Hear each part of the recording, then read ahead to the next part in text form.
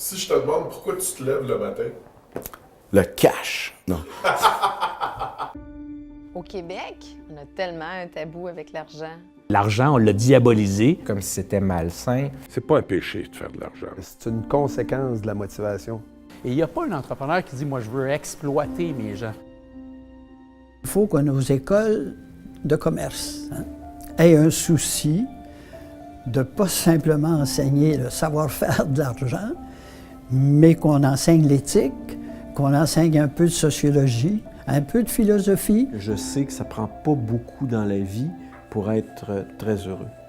En fait, la conciliation travail-famille, ça va dans mes valeurs numéro 1 de la compagnie. C'est une pression que les femmes, entre autres, prennent trop sur leur épaule. On est sous surveillance constamment. Ce que t'aimes pas, va le changer. Sinon, ta gueule. Moi, mon rêve, c'est d'aller là. Plus le succès va être grand et multiple, plus la solitude va être grande. Je veux pas être abandonné, je veux pas être seul. C'est les personnes que tu rencontres qui changent ta vie. T'sais. Il y a des gens qui utilisent le pouvoir à mauvais escient. Il y a des moments où on sème, puis il y a un moment où on récolte. Il y a une certaine normalité à réussir, il y a une certaine normalité à redonner.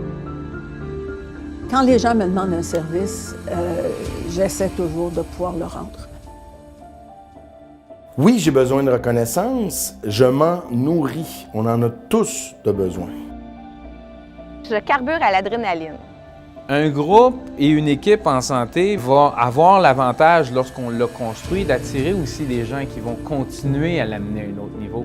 J'ai dit à coach, mon rêve, c'est de faire les Jeux olympiques. Des fois, il y a des situations qu'on ne contrôle pas. Quand on ne contrôle pas, on n'a pas le choix de lâcher prise. Il ne faut jamais perdre de vue l'essentiel. Parce que d'essayer de faire quelque chose pour lequel vous n'avez pas nécessairement d'affinité, je pense que c'est une mauvaise idée. C'est une des choses qui drainent le plus d'énergie, c'est les angoisses et les peurs. J'ai grandi avec un sentiment d'imposteur que je traîne encore tous les jours. L'échec a été puni longtemps au Québec. Puis si on prend des risques, il faut qu'on réussisse. Parce que si on ne réussit pas, c'est parce qu'on n'est pas bon. Sur les détails, sur les modalités, on peut discuter. Mais sur l'honnêteté, sur la franchise, sur le dévouement à la patrie, inflexible.